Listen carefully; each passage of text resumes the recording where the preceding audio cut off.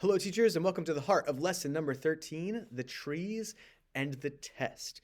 So, before I get into this week's lesson, I have a few things to say. So, first off, we have one slight change that doesn't really affect you, but just so you're not confused, you'll notice that in each week of curriculum for at least the next couple of months, hopefully the rest of the year, there's only going to be two stations listed. But don't worry, nothing's actually changing for what you're doing when you teach in the station. So we'll have two stations that are going to be content based. Where we're actually, teaching the content of these Sunday school lessons that are being put together. And then there will be one station that will be the gym time.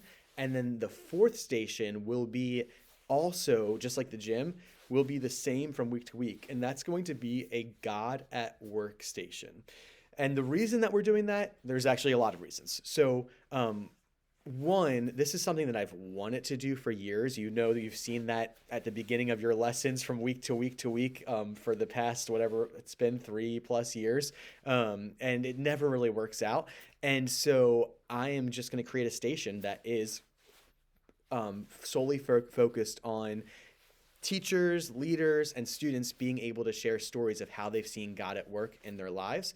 And of course, when that runs dry, or as the students are kind of learning and trying to figure out how they even what that means or how to look for that, we'll also allow that to be a time just of sharing prayer requests and praying for one another. And so one main reason I want to do that is because I've been wanting to do that for a long time. So this is going to be a way to actually test that theory out and see if even a first grade student can participate in this kind of a thing or not. Maybe it fails miserably and it's just a prayer request time. That's great too.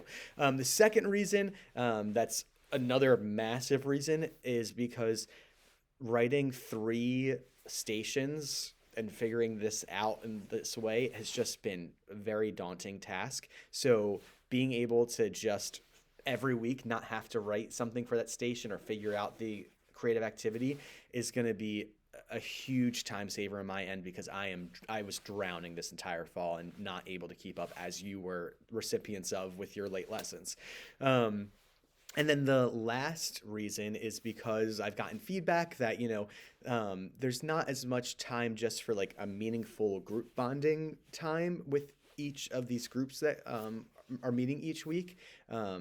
And like even like the group leaders, they're just kind of like chaperones through the hallway and not able to connect as well with the students. So hopefully this will be a meaningful time for those leaders to connect with the students, and also the students to connect with each other outside of just sitting quietly and learning or running around in the gym. So hopefully those will be positive things. So that's one big change that's going to come your way. Second thing that I want to say before we get into this week's lesson is like, what are we doing for this whole semester? So we have concluded our time together on how we as humans are like trees. Not that we won't, keep bringing that up throughout the year, but we've kind of concluded and driven that point home that we are like trees, and just like trees need these things, all that kind of stuff. You taught it, you know it.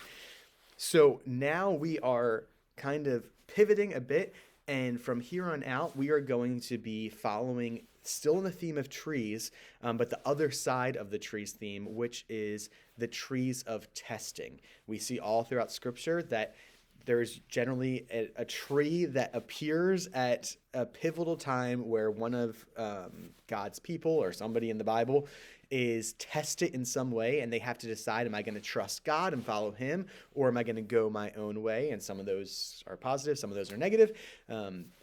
But that is what we're going to get into. So that brings us to this week, which is all about the Genesis 3 narrative.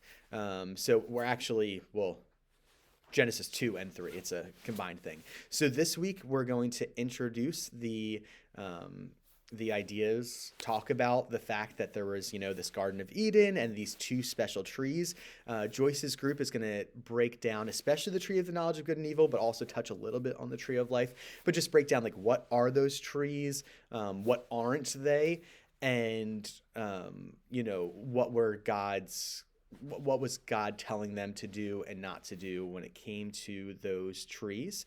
And then Joe, you're going to be focusing on the test and just the fact that Satan deceived Adam and Eve, and it's fine if you spoiler alert. I mean, the kids mostly already know they didn't pass the test. But this week for you, you're really just talking about the fact that there was temptation that occurred and deception that occurred, and so you're going to be talking about like half truths and lies that our world tells us that we might blindly follow from time to time, and how it is that we can determine whether somebody is telling us truth and God's truth, or if somebody is trying to deceive us and take us away from God. All right, so that this week we're doing like the first part of the story, introducing the trees, what are these trees, and the fact that Adam and Eve were deceived, tested, tempted by the serpent. That's kind of this week. Next week we're going to get into more of the narrative of Adam and Eve falling into temptation and what the results of that were and how God responded to them after they failed the test. So that'll be next week. Yeah. Thank you for listening through this video. Thank you for preparing these lessons. Please keep giving me feedback. And hopefully, the fall, I think, went decently well, minus me being very far behind. And I'm very hopeful moving forward that things will continue to improve.